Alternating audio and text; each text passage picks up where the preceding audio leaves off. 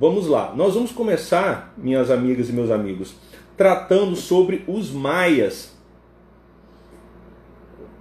Os maias, nós temos registro da organização da civilização maia mais ou menos de 2000 anos antes de Cristo. Então, se nós pegarmos aquela datação antes e depois de Cristo, os maias começam a se organizar enquanto civilização há mais de 4.000 anos atrás, ou seja, 2000 anos antes de Cristo. E eles vão se organizar enquanto uma civilização própria até quando? Até a chegada dos espanhóis. Vocês verão aqui nessa aula que o prazo final da existência dessa sociedade, dessa civilização de maneira autônoma é a chegada dos espanhóis. Que os espanhóis chegam aqui na América para quê? Não foi para conhecer as belas praias, não foi para fazer intercâmbio cultural com os habitantes. Houve um intercâmbio cultural, só que de forma forçada, não pacífica, não no sentido de troca. Os espanhóis queriam desenvolver uma produção material aqui na América. Primeiro de prata, principalmente, também de ouro, e depois a produção agrícola. Então, a chegada dos espanhóis é o prazo final da existência autônoma dessas sociedades. Os espanhóis chegam com cavalos, com armas de fogo, armaduras, e vão também se aliar a outros povos, lembrando também que esses grupos que estão aqui na América, eles não são uma comunidade hippie, paz e amor, todos de mãos dadas, não. Eles têm rivalidades entre si. Inclusive os grupos que estavam aqui no Brasil, havia rivalidades entre eles e também na América. Os astecas, por exemplo, nós veremos, era um império que governava outras etnias, os incas da mesma forma. Ou seja, havia rivalidades entre esses grupos, guerras entre esses grupos, conquista entre esses grupos. E o espanhol, ele aproveitará e vai se aliar, principalmente no caso dos astecas, de grupos rivais aos astecas como estratégia para derrotar os astecas. Então, a chegada dos espanhóis será o prazo final da existência dessas civilizações, quando o espanhol conquista e vai utilizar esses indígenas para trabalhar nas minas, para a extração da prata, na produção agrícola. É para isso que os espanhóis vão utilizar os indígenas e também sendo evangelizados pelo cristianismo. Então os maias, o primeiro grupo que nós veremos, eles começam a se organizar enquanto uma civilização em cidades há mais ou menos 2000 a.C. E eles se organizaram onde hoje é o sul do México. Mentalize aí na sua fértil cabecinha o mapa da América. Vamos usar aquela nossa visão tradicional em que, olhando para o mapa, a América do Norte está em cima. Os professores de geografia me perdoem, você sabe que esse em cima e embaixo não apenas é uma construção cartográfica, mas também de poder, porque os mapas começam a ser produzidos na Europa sobre o mundo. Então o norte, onde está a Europa, é colocado em cima. Vamos ser simplistas, eu estou sem quadro aqui, então vamos pensar na América do Norte. No sul da América do Norte está hoje o país México. Pense lá, Canadá, Estados Unidos, México. E na parte sul do México, já indo para a América Central e também pegando a América Central, vá aí, ou se você tiver acesso à internet, jogue aí o mapa da América. Na parte sul do México e em parte da atual América Central, aquela tripinha que liga a América do Norte e a América do Sul, estava organizada a civilização maia. E a civilização maia, diferente dos astecas e dos incas, eles não formaram um império centralizado. Eles eram, na verdade, cidades autônomas, cidades independentes entre si, que tinham relações comerciais entre si, econômicas, mas também guerreavam entre si. Cada cidade dessa tinha um governo próprio, um monarca próprio, com poderes religiosos, mas eram cidades autônomas, não havia um governo único entre os astecas. Havia cidades mais importantes que se destacavam, mas não havia um governo centralizado. E como é que era a sociedade asteca, de maneira geral? Vamos aí do topo para a base. Sim, essas sociedades eram sociedades, no caso astecas, maias e incas, hierarquizadas, ou seja, tinham níveis sociais com um grau maior de rigidez, né? E havia relações de poder entre esses níveis sociais, sim, entre astecas, maias e incas. Então, no topo dessa sociedade estavam os sacerdotes, junto com o monarca. Eles eram os governantes ou aqueles que ditavam as ordens nessas cidades autônomas.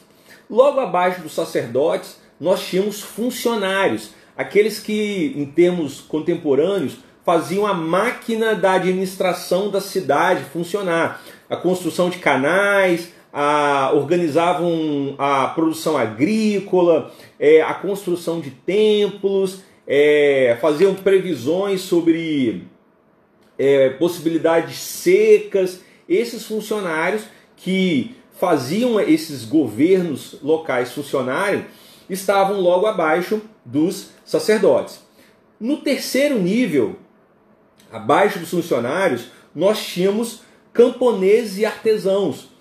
Camponeses, seja, trabalhadores rurais do campo, e artesãos, que são artífices, aqueles que trabalham na produção de objetos, de utensílios. Esses grupos, eles eram a maioria da população maia.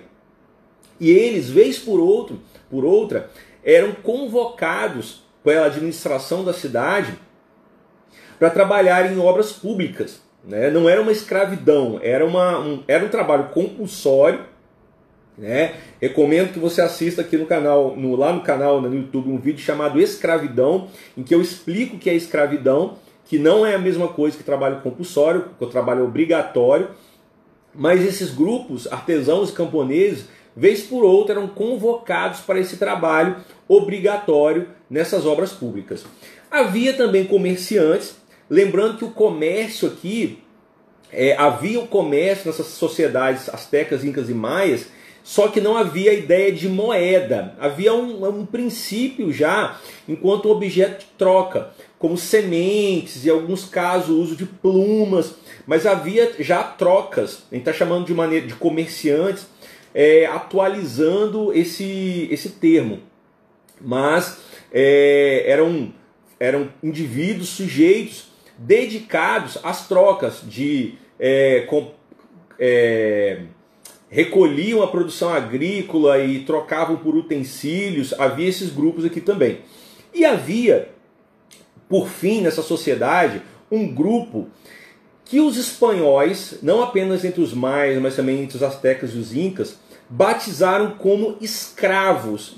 Só que o termo escravo não é uma terminologia desses grupos indígenas, uma terminologia trazida pelos europeus para chamar grupos que, no caso de guerras ou aqueles que não pagavam tributos, eles eram tomados como trabalhadores obrigatórios. Eles tinham um amo, eles tinham um senhor, mas não havia nesses grupos a ideia de venda de seres humanos, como, por exemplo, na escravidão moderna dos seres humanos da África subsaariana, que eram vendidos na América e na Europa. Havia aqui, no caso, a escravidão daqueles grupos conquistados.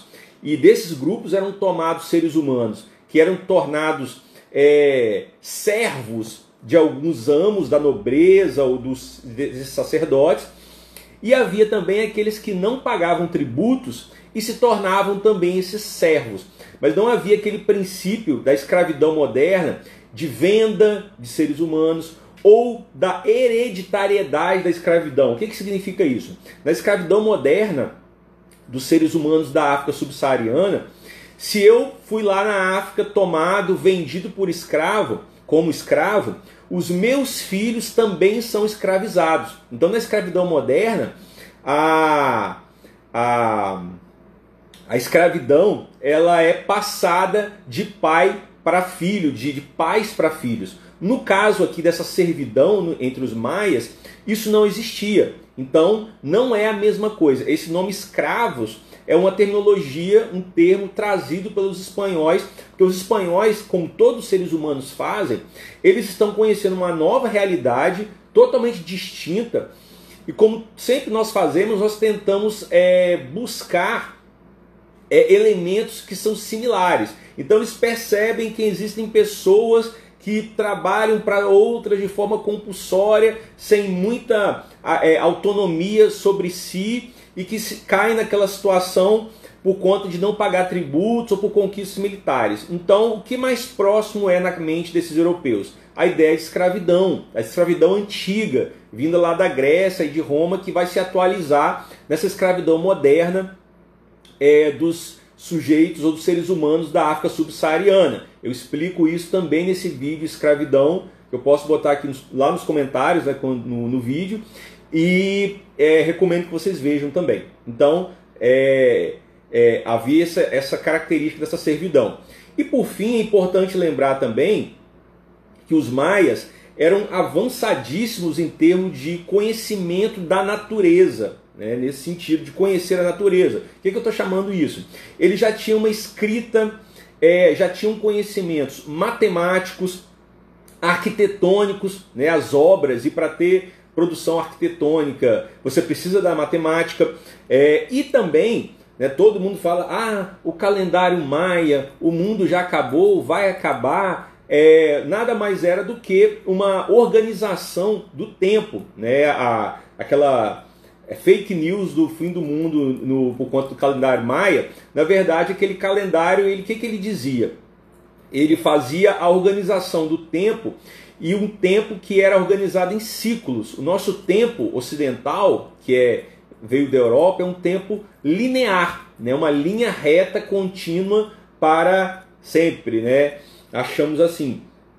Já o tempo desses grupos, dos maias, era um tempo cíclico, com fechamento e uma abertura de ciclos. E aquele ponto que era colocado como fim do mundo, na verdade não é fim do mundo, era o fechamento de um ciclo para o início de um outro ciclo. Né? E o pessoal, né, a turma que gosta de brincar sério na internet, disse que era o fim do mundo. Nada de fim do mundo. Na verdade, era a ideia de um fechamento de um ciclo do tempo maia. Né? Então, de maneira bem rápida, e essa é a nossa explanação sobre os maias. E agora